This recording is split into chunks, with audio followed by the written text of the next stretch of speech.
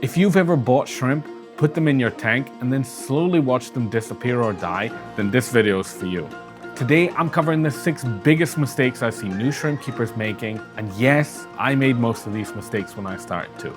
And stick around until the end because I've got a bonus tip that makes a massive difference to your shrimp's quality of life. Mistake 1. Not doing enough research before you buy shrimp. Shrimp are not just tiny fish, and treating them like fish can be a big mistake. Shrimp are more sensitive to water chemistry, metals, and sudden changes in their tank. Also, not all shrimp species are the same. The 2 main groups are Caridina and Neocaridina. Some shrimp look incredibly similar, but their care requirements are completely different. If I was to give advice to beginners, and the advice that I was given, start with Neocaridina shrimp. Neocaridina shrimp are hardy, forgiving, and perfect for beginners. If you're new to shrimp keeping, Neocaridina shrimp are hands down the best way to start. Mistake number 2. Adding shrimp to a tank too quickly. This is probably the #1 killer of shrimp, especially babies. Shrimp don't want a set-up tank, they want a seasoned tank. That's a tank that's had time to mature. Shrimp are grazers. They rely on biofilm, microorganisms, and natural surfaces. A brand new tank looks clean, but the problem is it's basically an empty fridge for shrimp.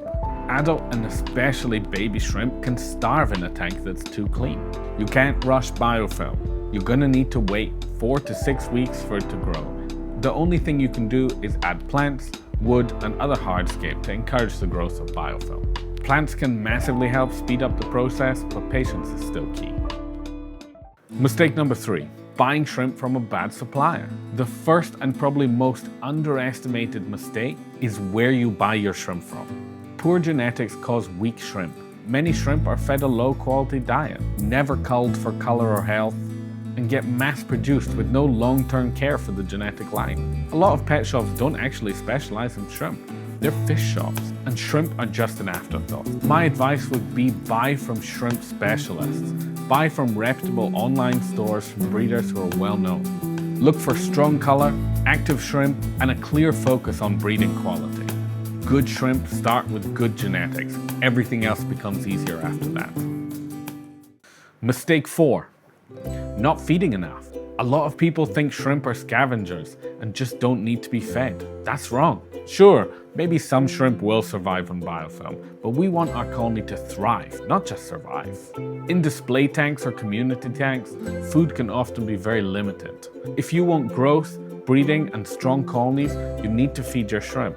I target feed my shrimp. Usually every 2 to 3 days I'll give my shrimp a feed and always remove any uneaten food. A fed shrimp colony is a growing shrimp colony. Mistake number 5. Starting with high-end shrimp too early. This one hurts because it can be expensive. Most of the fancy-looking shrimp are of the Caridina genus and require very controlled and focused care to survive. High-end shrimp cost a lot more, are far more sensitive, and die easily. We see beginners jump straight into premium shrimp and then become discouraged when they lose them. A better option is to start with Neocaridina shrimp. Red cherry and blue dream shrimp are great. They're tough, they breed well, and they teach you everything you need to move up to the higher shrimp. Mistake number 6. Large or frequent water changes. Now this one surprises people, even established fish keepers. Here's a common story. A shrimp dies, panic sets in, a big water change gets done, and suddenly more shrimp are dying. Another water change gets done, even more shrimp lost. This happens because shrimp love stability. Large water changes cause swings in the pH, create stress, and shock the shrimp. Neocaridina shrimp are very adaptive and prefer stable conditions over perfect conditions. My advice, avoid big water changes. Only do them when you need to lower TDS in your tank or have a community tank with lots of fish. Avoid large water changes. If needed, small water changes less often, slow and steady. Fish can handle swings in the water. The shrimp usually can't.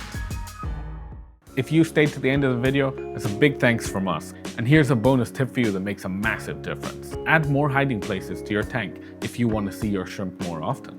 Add things like plants, mosses, piles of rock. The more hiding places shrimp have, the safer they feel. And the safer they feel, the more confident they become. Ironically, if you want to see your shrimp more, give them more places to hide. If this video helped you, Drop a like, it really helps the channel grow. If you've made any of the mistakes in this video, let me know in the comments. You're definitely not alone. And if you want more shrimp care tips and beginner-friendly advice, make sure you subscribe. Thanks again.